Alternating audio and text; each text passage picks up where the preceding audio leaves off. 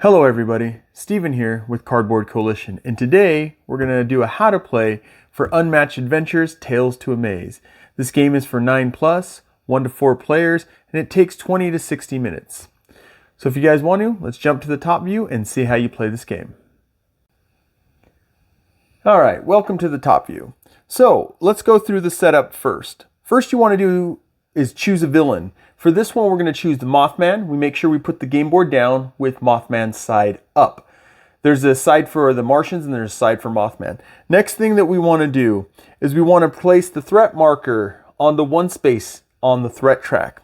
After we have that done, then we go ahead and we shuffle up the villain cards right here and we put them out. After the villain cards are out, then we go ahead and place the villain right here on the number 5. That might be hard for you guys to see, but they're marked. There's some numbers on number 5, and you go ahead and put out his counter. You set that counter for 10 for each player that's playing. In this game, we're playing a 2-player, so it's 20. In a 4-player game, 40, right? 3-player, 30. You guys get this. You know your maths. The next thing you do is you choose your minions that you want to use. You can do that by taking the initiative cards and shuffling them and then drawing for the minions, or you could just pick minions, but you pick the amount of minions that you have players. So in this game we have 2 players, we have 2 minions. Get the minion out, then you go ahead and you set down the minions' health trackers. And you put the minions' health trackers at 10. Then what you do is you have the players pick their hero, right? And it tells you to refer to the core game rules. If you play this, this is why you have a set of rules like this, because you can mix unmatched with the regular unmatched stuff, right? So what you do with that is you go ahead and grab the deck of cards for the heroes, which I always have this stacked on top of there. This will show you their basic information, their name, the type of attack they have, their health, their movement, right? And any special abilities will be here, and that's just a little saying to make you happy. Then you can do any tokens that hero has, and then you take the health marker, setting it the health, so he has 14. And then go ahead and take your hero and place them wherever you want in the 4 spots. So there are 5 spots with numbers, and they're all numbered 1, 4, 1, 4, 3, 2. 1, 2, 3, 4, 5. So you go ahead and set them out there. Then you go ahead and what you want to do is you want to make sure that you give each player one of these tokens, reminding them which player they are, right? So we got 1 and 3. And then each player goes ahead and draws 5 cards from the top. Once you have that all set up, then you get the initiative deck all set up. That's these cards right here. And to do that, you take your boss card, the monster card, you take the minion card, and then you take the corresponding cards that match the player tokens that were passed out. So this player, the Golden Bat, is on space 1, so they're the first player. And then Tesla is on space 3, so they're the third player. You go ahead and take those, and you shuffle them all up. So you will notice here that we have the minions tokens. You go ahead and set minions in a zone, in an area adjacent to wherever the boss is. You'll also notice that for Mothman you have some bridge tokens. You go ahead and set those out. Once all that's set up, then you're ready to play the game. Alright, in Tales to Amaze, you are heroes trying to take out a monster and that monster's minions, right?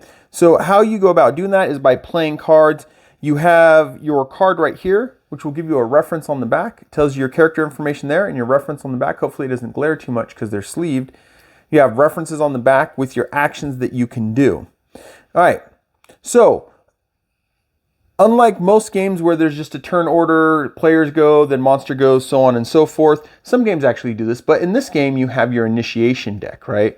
You're supposed to have given it a good shuffle, and this dictates who goes first. So in this case, we would have the monster moving first, right? So, oops, the monster would go, and then you go ahead and find out who goes next. So why don't we start with how the monster works? All right, how the monster or the minions, which we'll refer to as enemies, how they work is they move. You have your movement on here. They move X amount of spaces and they attack. The monsters are always trying to attack. And this is how it works out. First, you try to see if anyone is adjacent to the monster. If anyone's adjacent to the monster, and this is the same with the minions, so we'll just say enemy.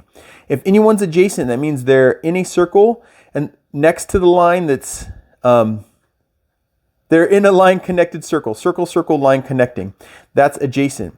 So if they're ever adjacent, what they're going to do is they're going to go ahead and attack, right? If they're not adjacent, like in this spot, they will move up to their amount. Let's say Tesla's hanging out right there. So actually he can hang out right here.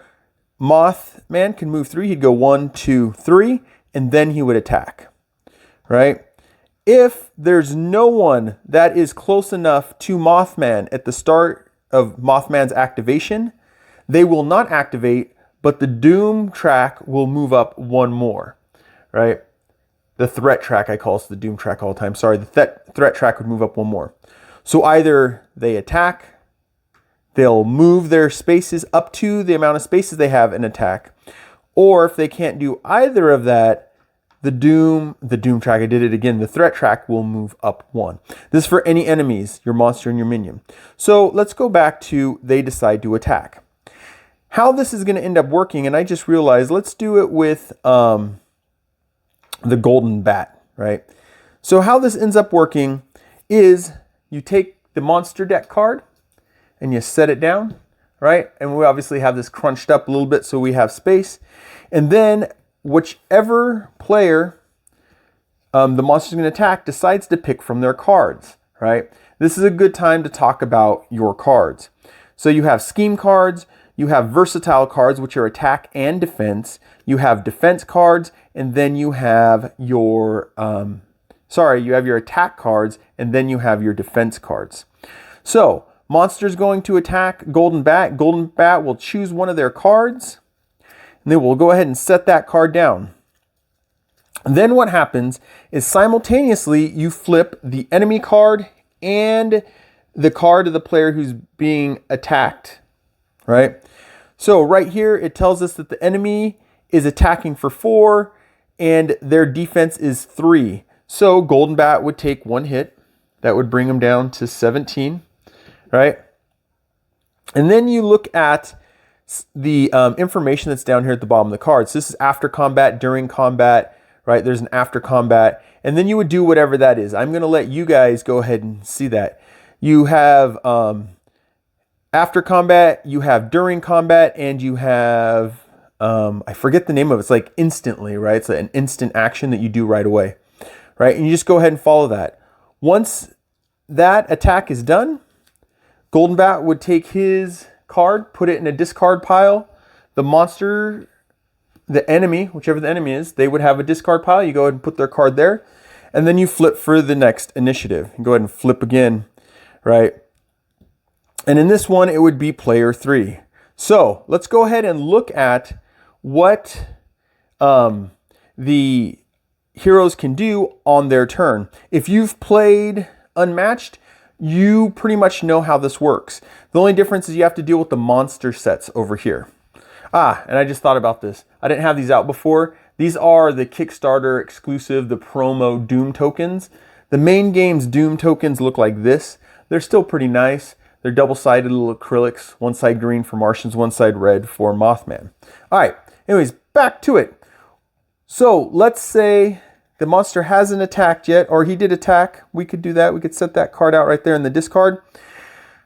Now it is Golden Bat's turn. He has 2 actions. With those actions, he can choose to do any of the 3 things he's allowed to do.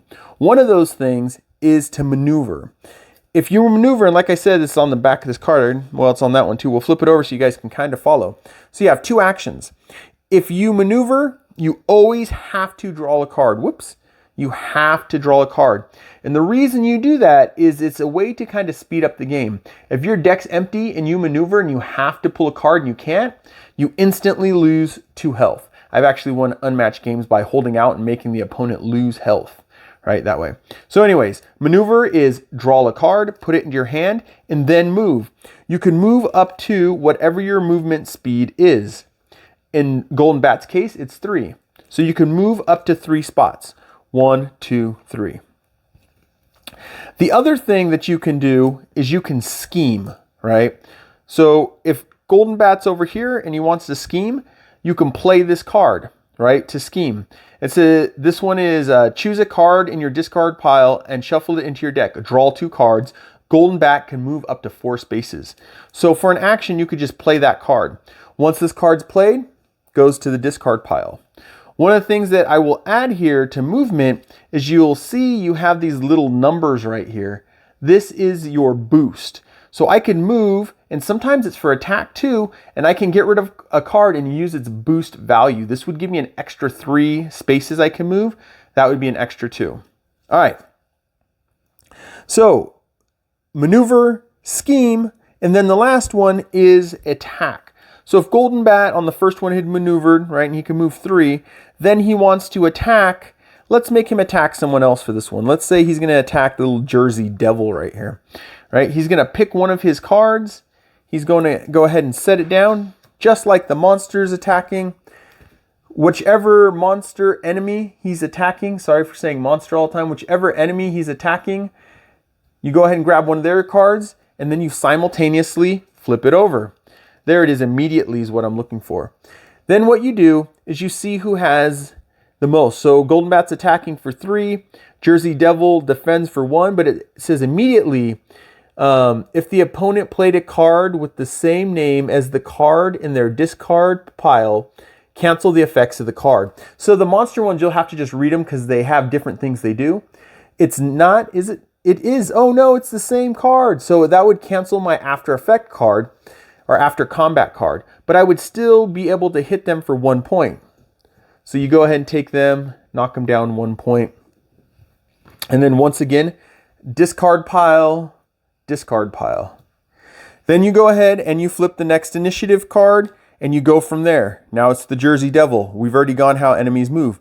And you go back and forth until either you beat the monster, your team beats the monster, in this case Mothman, or the monster wins its objectives. Mothman's thing is to get rid of bridges. Every time Mothman gets to this spot, the lowest bridge gets destroyed. Any doom trackers go to the next lowest, which is 2. You got the little numbers right there. This gets flipped over. It shows you this effect's going to happen and this effect's going to happen. Then this track goes all the way over here. So you keep going round and round until either Mothman wins, right, by achieving his goals, or killing both players. You can kill both players, getting their health to 0, right? Because you remember, if you have to draw 2 cards, or you have to draw a card for maneuver and you have none, you lose 2 points, right? So he either schemes or kills any of the heroes, or the hero kills the boss. All right, everybody. That is how you play Tales or Unmatched Adventures, Tales to Amaze. Right? I went over quickly the rules that should be enough for you guys to sit down and be able to play if you've never played an Unmatched game. And if you've played an Unmatched game, it's definitely enough information for you guys to sit down and play the game. I didn't get into any of the extra stuff like the amazing event cards to make things more difficult, right? Or any specifics about what each enemy does. I'll leave that excitement for you guys. I hope you guys enjoyed. So this game is from Restoration Games, which I didn't say in the beginning. Restoration Games, it's for ages 9+, 1 to 4 players, and 20 to 60 minutes. I hope you guys enjoyed. I'm Steven with Cardboard Coalition. I'll catch you guys in the next one. Bye.